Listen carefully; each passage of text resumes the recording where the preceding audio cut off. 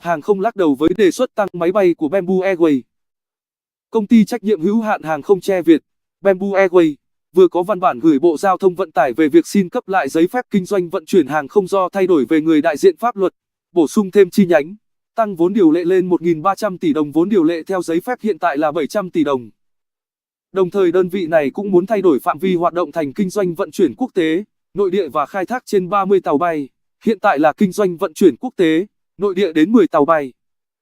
Đối với đề xuất này, Cục Hàng không Việt Nam cho biết, Cục đã thực hiện thẩm định và công ty Tre Việt có đủ điều kiện để được cấp lại giấy phép kinh doanh vận chuyển hàng không với nội dung thay đổi người đại diện theo pháp luật, tăng vốn điều lệ, bổ sung danh sách chi nhánh.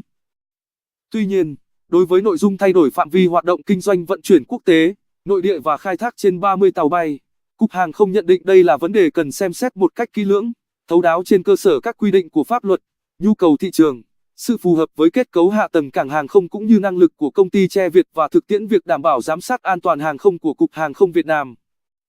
Ngoài ra, Cục Hàng không cũng yêu cầu Bamboo Airways của ông Trịnh Văn Quyết giải trình rõ về việc nguồn lực đảm bảo khai thác máy bay an toàn, an ninh và cung cấp các hợp đồng tuyển dụng lao động đã ký kết, các hợp đồng cung cấp dịch vụ mặt đất, kế hoạch chi tiết việc tuyển dụng, đào tạo nguồn nhân lực khai thác đội máy bay lên đến 40 chiếc trong năm 2019.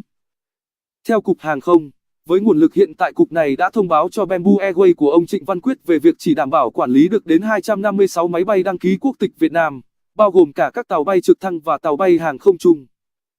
Kế hoạch khai thác 40 tàu bay của Bamboo Airways vào năm 2019 và kế hoạch nhận tàu bay của các hãng hàng không Việt Nam đến thời điểm 31 tháng 12 năm 2019 có tới 277 máy bay, tăng 61 máy bay so với hiện tại và vượt quá 21 tàu bay so với năng lực giám sát của Cục Hàng không.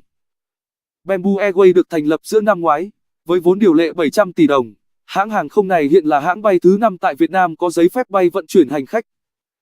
Tính đến đầu tháng 3, Bamboo Airways đã thực hiện hơn 1.000 chuyến bay và hiện khai thác 17 đường bay nội địa. Hãng cũng lên kế hoạch mở đường bay quốc tế đến Singapore, Nhật Bản, Hàn Quốc từ tháng 4 và 5.